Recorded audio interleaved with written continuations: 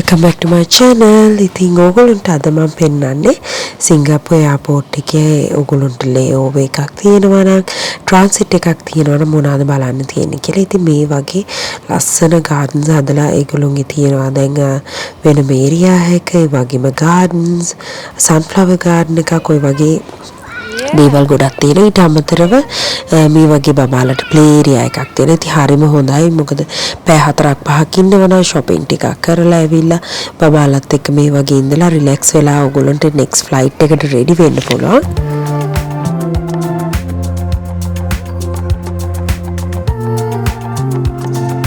අපි දැන් ආව පොඩ්ඩක් වාඩි වෙලා ඉන්නවා.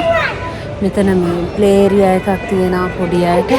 චුට්ටක් එතන ඉඳලා ඊට පස්සේ I want the red car. මේ D2 එකේ තියෙන බලන්න දේවල් ටිකක් ඊට පස්සේ යනවා කියලා හිතුවා. ටයර්ඩ් ටිකක් මොකද අර during the day flight එකක් ගත්තාම අර මේ කාලේ කියන දවසේම අර නිදා ගන්නත් බෑ. දවල් දවසේනේ මම හිතන්නේ රෑ ෆ්ලයිට් එක නගින එක මීට වඩා හොඳයි. එතකොට අර රෑ නින්ද at least පැය 5ක්වත් නිදාන්න මේකේ අර පැයක්වත් නිදා ගන්න බෑ. සද්දයි එළියයි ඔය වගේ ප්‍රශ්න ඉඳලා ළමයි නිදා ගන්නෙත් නෑ හරියට. තව අපිට වෙලා තියෙනවා. ඉතින් අපි මෙහෙම වටේ පොඩ්ඩක් ඇවිදලා කරලා බලනවා. ඉතින් දැන් අපි ඊළඟ ෆ්ලයිට් එකට යන්න හදන්නේ. මම මේ ඔයගොල්ලෝ දන්නවා මම මේ බෑග්ස් එක ගොඩක් වෙලාවට vlogs බලනවා නම් දන්නවා මම මේ රට යනවා නම් අනිවාර්යෙන් මේ දෙන්නට මේක ගෙනියන්න. මොකද ඒක ලේසි ඒගොල්ලන්ට වාඩි වෙලා මේ වගේ අපිට අරගෙන යන්න දෙනවා. නැත්තම් හරි අමාරුයි. ගොඩක් වෙලා travel කරාදී වඩාගෙන දෙන්නෙක් එක්කන් යන එක. So hot නේ?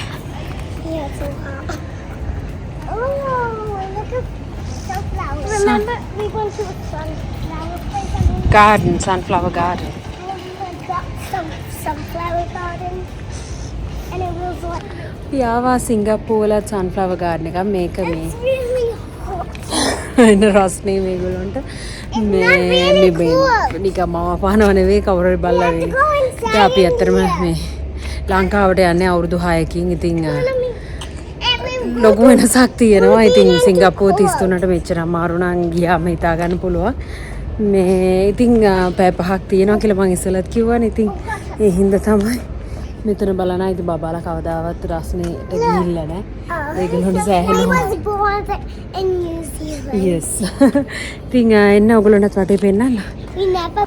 ඉතින් ඔයගොල්ලන් පේනවා ඉතින් මේ එයාපෝට් එකේ තමයි මේ වගේ ලස්සන සන්ෆ්ලවර්ස් හදලා තින්නේ. ඒගොල්ලොන්ගේ টොප් එකක ඒ කියන්නේ රූෆ් টොප් එකක වගේ වෙනම ඒරියා එකක මේ විදිහට සන්ෆ්ලවර් ගාඩන් එක හදලා තියෙන. එතන අවුට්ඩෝර් ඒරියා එකේ ඉතින් ඒ හරියට ආවම හරිම හොට්. ඒ වගේම වෙනස්ම ෆීලිං එකක් හිතා ගන්නත් බෑ එයාපෝට් එකකද අපි ඉන්නේ කියලා. ඉතින් ඊට පස්සේ මම ගියා ටිකක් shopping මොනවාද තියෙන්නේ කියලා බලන්න. perfume අරන් මේවා නම් ගොඩක් වෙලාවට බැලුවේ නැහැ. මොකද හේතුව මම නිව්සීලන්ත වලින් ඔක්කොම අරගෙන ගියා. ඉතින් ඊට පස්සේ මම චාල්ස් ඇන් කීත් එකට ගියා. මොකද නිව්සීලන්ත වල චාල්ස් ඇන් කීත් අවුට්ලට් එකක් නැහැ. ඉතින් ඔන්ලයින් ගන්න පුළුවන්. නමුත් මේ වගේ ගිහලා shopping කරන්න බෑ. ඉතින් මම ගියාම මම ගොඩක් වෙලාවට චාල්ස් ඇන් කීත් ගන්නේ සිංගප්පූර් වලින්. ඉතින් ලස්සන බෑග් කීපයක් තිබ්බා. ඉතින් මට ඕන වුණා ඔෆිස් ගෙනියන්න බෑග් එකක් ගන්න. ලැප් එකයි කෑම ඔය ඔක්කොම දාගෙන යන්න පුළුවන් ටිකක් ලොකු බෑග් එකක් ගන්න. ඉතින් මට හොඳ බෑග් එකක් චාල්ස් ඇන් කීත් එකෙන් හම්බුණා.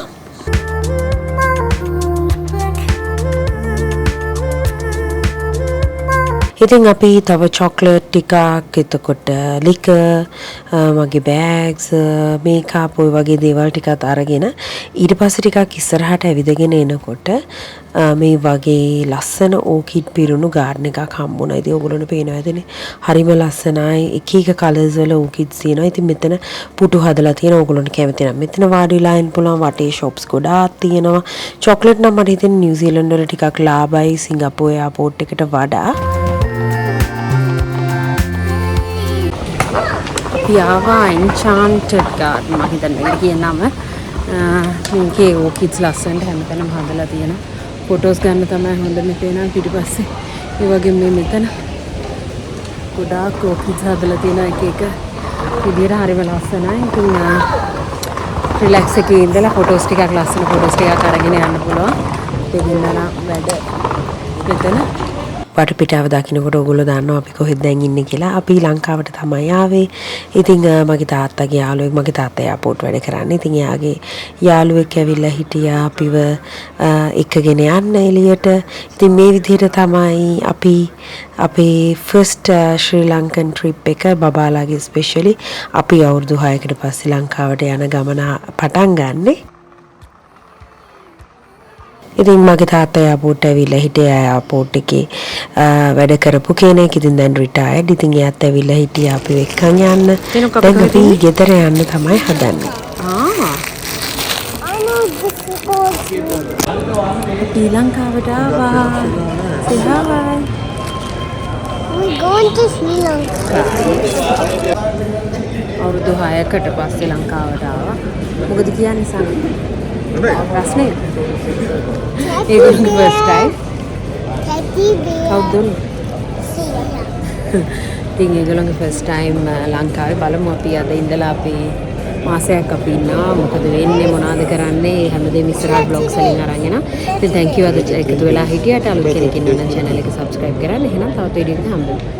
ඊළඟට අපි ගෙදර ආවා. ගෙදර කියන හස්බන්ඩ්ගේ ගෙදර. ඉතින් අපි ඇවිල්ලා දැන් රිලැක්ස් වෙලා තේ එකක් බීලා තමයි නිදාගන්න කියලා බැලුවේ. ඉතින් ෆස්ට් ඩේ එක නැත්නම් සෙකන්ඩ් ඩේ එක කියන්නත් පුළුවන්. අපි ගෙදර එනකොට පාන්දර 2:00 විතර වුණා. ෆ්ලයිට් එක ටිකක් ඩිලේ වුණා. ඉතින් 11:00ට ලෑන්ඩ් කරලා ගෙදර ඇවිල්ලා තේ එකක් බීලා දැන් අපි රිලැක්ස් වෙලා නිදා ගන්නවා. ඉතින් මෙතනින් එහාට ඔයගොල්ලන්ට පුළුවන් අපි ලංකාවේ කොහෙද යන්නේ මොනවද කරන්නේ මේ හැමදේම ඉස්සරහට මගේ vlogs වලින් බලන්න. කමෙන්ට් එකක් දාන්න මොකද හිතුනේ කියලා. අලුත් කෙනෙක් ඉන්නවා නම් channel එක subscribe කරන්න. එහෙනම් ගිහින් එන්න.